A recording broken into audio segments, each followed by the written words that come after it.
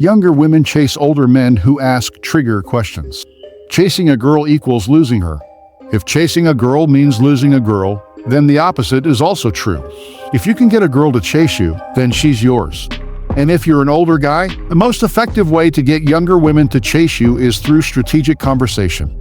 It's not so much about what you say, but how you guide the interaction. And the key lies in asking the right questions. When you know what questions to ask, she is going to do most of the talking, which takes the pressure off of you. Today, we're going to be shifting the power dynamic by asking the right questions.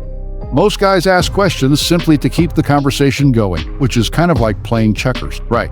But I'm about to show you how to play chess, where every question you ask is a strategic move to get her to chase you. But before we get to the questions, let's quickly go over why specific questions, what I like to call chase trigger questions, can get a woman to chase you, especially a younger woman. Because typically, men chase women, which almost always fails. To get a woman to chase you, she needs a reason to chase you. And today, we're going to cover 3 types of questions that trigger a woman to chase you for 3 different reasons.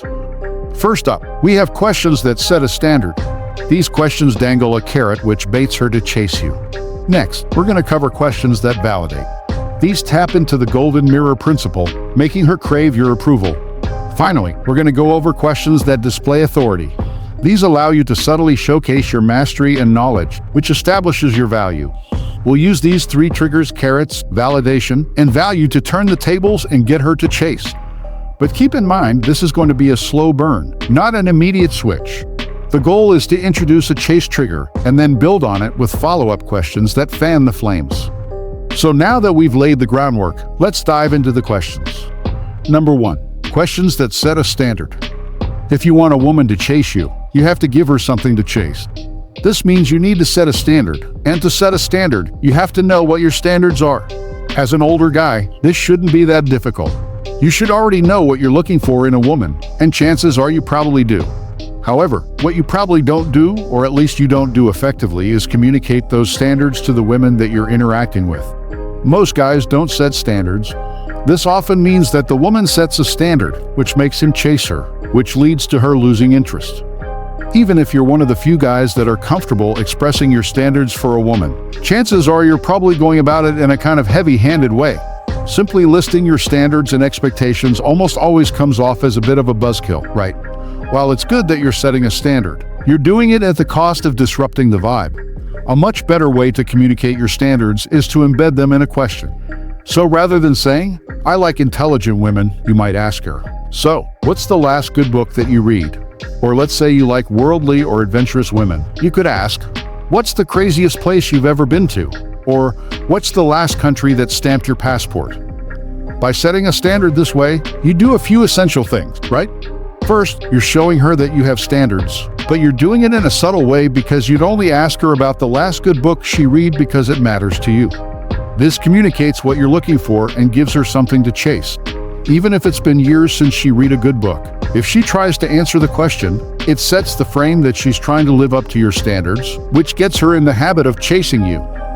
Now, if a woman doesn't answer the question, for example, if she says something like, "Oh, I don't read," this isn't the worst thing, actually, because it opens the door for some flirtatious banter. Whenever this happens, what I would do is playfully challenge her, right? So, to go back to the reading example, I might say something like, "You don't read? What? Are you serious?" This puts her on the spot a bit, right? And it creates some of that healthy, attractive tension. What I found is that women will often push back to this, right? Maybe she'll say something like, "Oh, well, the last good book I read was in high school," or "The last good book I read was back in college." To respond to that, I would usually say something like, "Oh, well, that makes sense because you stopped reading because no one showed you what the good books are." This gives her a bit of an out, right? It allows her to agree with me and kind of take my side while maintaining her pride. But even better, this positions me as someone who knows what those good books are. Once again, this is a great way to set a chase frame because most women, they're at least going to be curious, and they're going to ask you, like, "All right, so what are these good books? What should I read?" By saying that, even if she is a bit skeptical, she is confirming that you have knowledge that she wants to know. In other words, you have a carrot that you can dangle to get her to chase you. Think of it like an itch that she's asking you to scratch. At first, it might just be like a slight itch, right? But the more that you dance around it without scratching it, the more it intensifies. Whenever I get to know a woman, and whenever I can tell that she's curious about something that I said or something about my lifestyle or something that came up in conversation, I use that as a chase trigger. So if a woman asks about books that she should be reading, I'd probably respond with something like, "Oh yeah, well, I'll tell you once I get to know you a little bit better." Or, "Yeah, sure, I'll give you a reading list in a second. But first, I want to know about..." And then I would change the subject, right? Because I'm dangling the carrot just out of reach. I'm not essentially saying no, but I am saying not yet.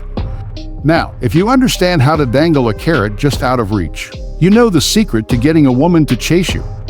Number 2, questions that validate. Communicating your interest in a woman is essential because no one's going to chase someone that they have no chance with. However, you need to communicate the right kind of interest and you need to do it the right way. If all you do is shower a woman with compliments and kiss her ass, you're going to make yourself look desperate and pathetic. And you're most certainly going to kill whatever attraction or even just whatever respect that she might have had for you. A better way to communicate interest is by validating and recognizing her for something she had to work for. This is much different from a flattering compliment which praises her for something that she was just born with, like her looks. When you validate her, you speak to her on a deeper, more intimate level. And almost all women find validation more gratifying and more attractive than a meaningless compliment that she'd probably already heard 1,000 times before. Now, to do validation the right way, pay close attention when she's speaking because she's going to tell you exactly the way that she wants to be validated. This is so critical. The secret to standing out amongst all the other guys vying for a woman's attention is recognizing her for how she wants to be seen.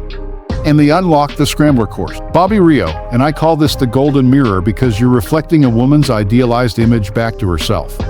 One example that I use in the seminar was I explained in detail how I had met this girl, right? She was young, busty, blonde, and at the time she was working as a stripper. She actually went on to become a pretty well-known porn star. The reason I bring that up is because, as you can imagine, at first glance this girl looked like your typical sexy bombshell. But as soon as I started talking to her, I realized that was not the way that she wanted to be seen. I was listening closely when she was talking, closely to what she was saying, and based on what she said and how she chose her words, I very much got the sense that she wanted to be seen as intellectual, as someone who was cultured. Now, I didn't simply say, "Wow, you seem really smart," because while that's not a terrible idea, it doesn't necessarily contribute to the vibe, and also it could come off as a bit supplicating. So instead, I validated her with a question by asking her for a book recommendation. Specifically, I remember I pulled out my phone and I said, "Hey, so I just finished the book that I was reading, and since you seem like someone who reads a lot and has pretty good taste, can you give me a book to order from Amazon?" Now, she lit up when I said this, and she jumped at the chance to recommend a book. I remember after I placed the order, I looked up from my phone. The expression on her face confirmed that my stock had gone way up in her eyes. Notice I didn't simply just tell her that I thought she was smart or that she had good taste. I found a way to show her that, and it was as simple as embedding validation into a simple question. Most guys never think to do this, but it's incredibly powerful, and it's a powerful way to communicate interest in a woman that almost always triggers her to chase you. So if you recognize a woman for who she wants to be, you're giving her something that very few men do, and chances are, she's going to want to spend more time around you. And if she wants to spend more time around you, she is going to make the effort to chase you. Number 3, questions that display authority. Older men have one distinct advantage over younger men, and that is they tend to have more authority. Now, while there are certainly exceptions to this rule, the more years you have under your belt, the more life experiences you gain, which typically translates to higher status and more value. And this is what attracts younger women to older men. When a younger woman sees you as a figure of authority, she sees your knowledge and your skills, which piques her curiosity and makes her crave your approval. So, one of the best ways to show your authority is to ask her questions that relate to what you do best. For example, if you're an expert at fixing cars, ask her something like, "Have you ever had car troubles?" Or, "Have you ever had to change a tire?"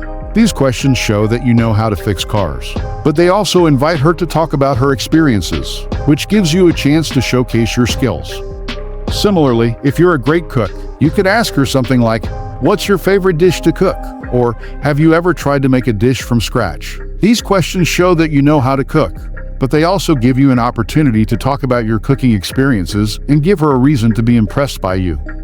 By showing your authority through questions, you're not only displaying your value, but you're also giving her a reason to chase you. You're giving her something to be curious about, something to be impressed by, and something to want more of.